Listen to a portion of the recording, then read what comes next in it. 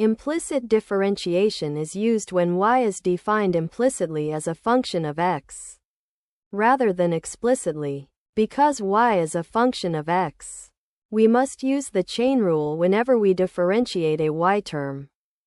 Let's look at the simple equation x times y equals 1. We differentiate both sides with respect to x. Since x and y are multiplied, we must use the product rule. The derivative of the first times the second is x times di dx, plus the first times the derivative of the second, which is y times 1. The derivative of the constant 1 is 0.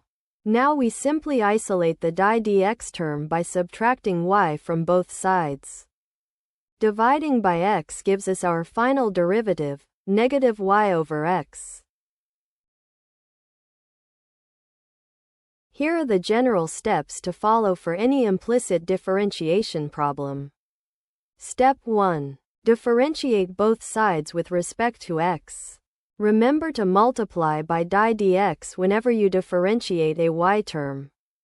Step 2. Collect all terms containing di dx on the left side of the equation, and move all other terms to the right side.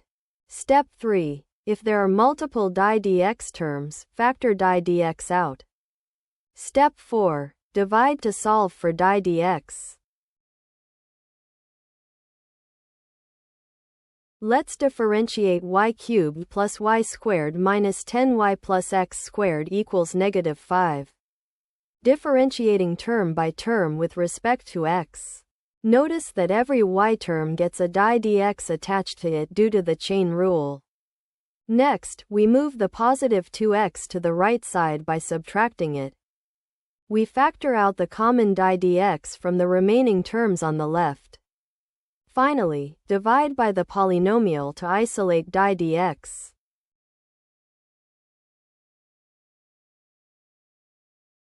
For our final example, let's find the second derivative, y double prime, for 4xy equals 10.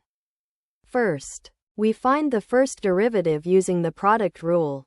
4x di dx plus 4y equals 0. Solving this gives di dx equals negative y over x.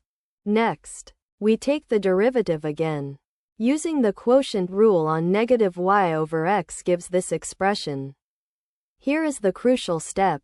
We must substitute our expression for the first derivative, negative y over x, back into the equation. The x terms cancel in the numerator, leaving negative y minus y.